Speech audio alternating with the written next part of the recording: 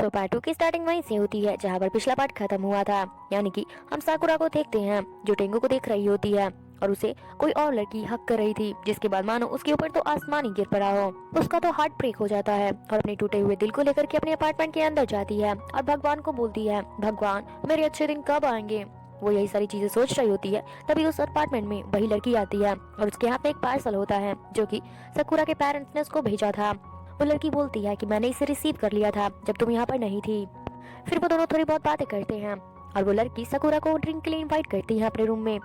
और ये लड़की वही थी जिस पर निशा ने पॉपकॉर्न गिरा दिया था, यानी कि वही थिएटर वाली लड़की।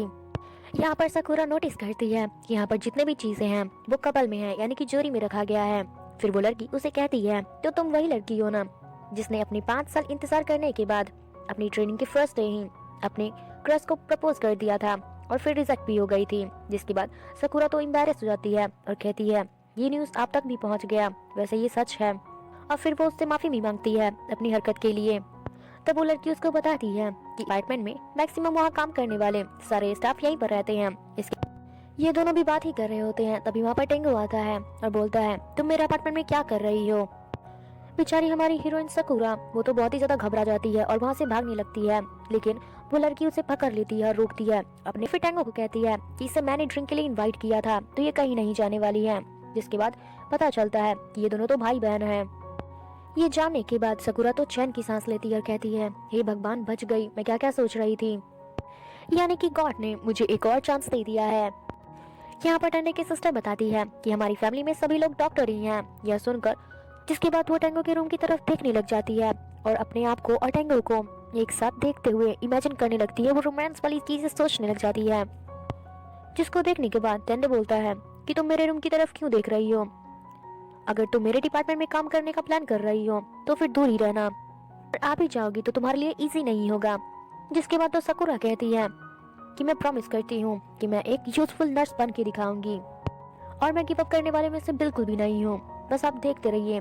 टेंगे कुछ नहीं करता है और वो अपने रूम की तरफ चला जाता है। इसके बाद सीन शिफ्ट होता है और हम देखते हैं कि अब ट्रेनिंग खत्म होने के बाद साकुरा और साके कार्डियोलॉजी डिपार्टमेंट में ज्वाइन करने के लिए आए होते हैं, जहाँ पर वार्डन इंचार्ज कहती है, तुम तो इस डिपार्टमेंट को इसलिए ज्वाइन कर रही हो ना ताकि तुम टेंडे का दिल अच्छे से जीत सको। इसके बाद वहीं साके से पूछा जाता है कि तुम इस डिपार्टमेंट में क्यों आई हो। जिसके बाद वो बताती है कि हमारे शरीर का सबसे इम्पोर्टेंट पार्ट हमारा हार्ट होता है, इसीलिए लगता है कि कार्डियोलॉजी डिपार्टमेंट मेरे लिए परफेक्ट है।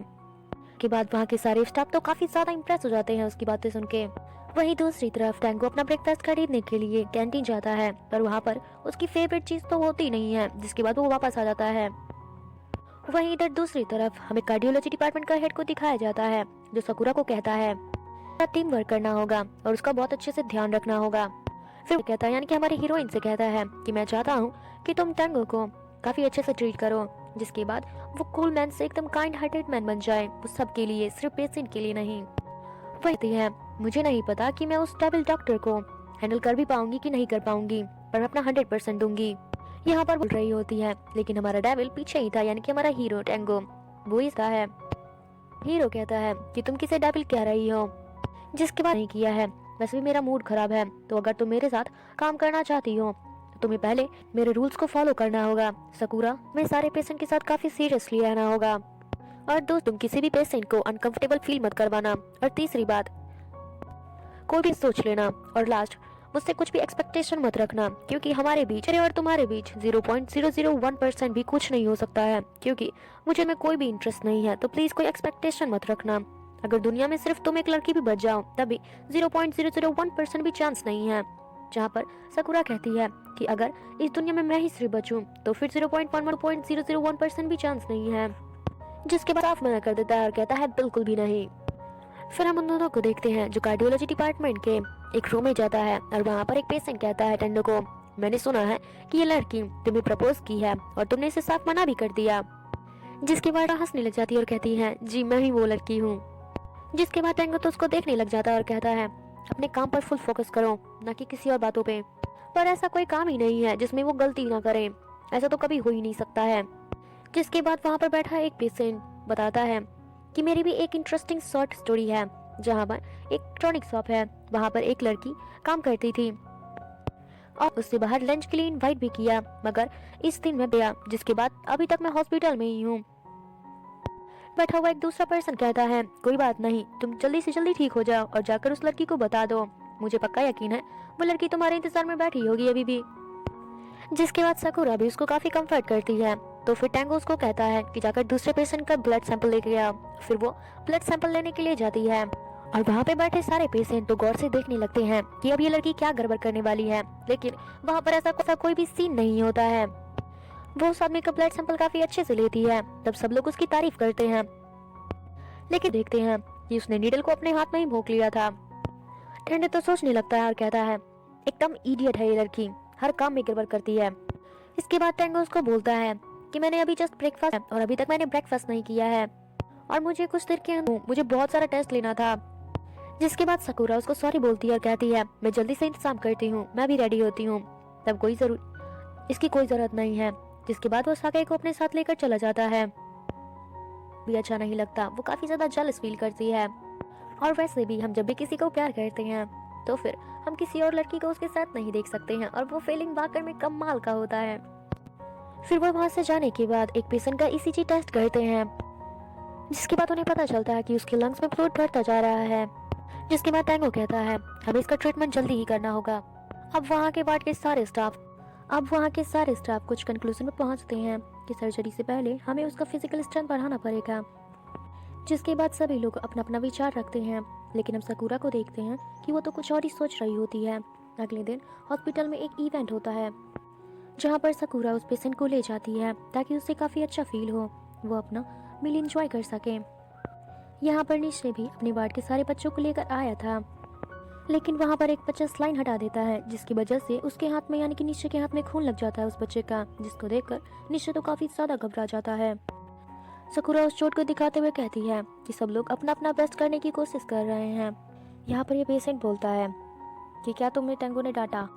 जिसके बाद साकुरा कहती है, अगर एक दो बार और गलती करूंगी तो वो मुझे पक्का इस टीम से बाहर निकाल देंगे, लेकिन जो भी कहो वो है बहुत ही ज़्यादा स्मार्ट और साथ में टैलेंटेड भी, और वो काफ़ी ज़्यादा काइंड भी है। जिसके बाद वो पेशेंट के साथ काफ़ी ज़्यादा फ्रेंडली बिहेव करती है। ये देख कर टैंगो को काफ़ी ज़्यादा जेलसी होता है।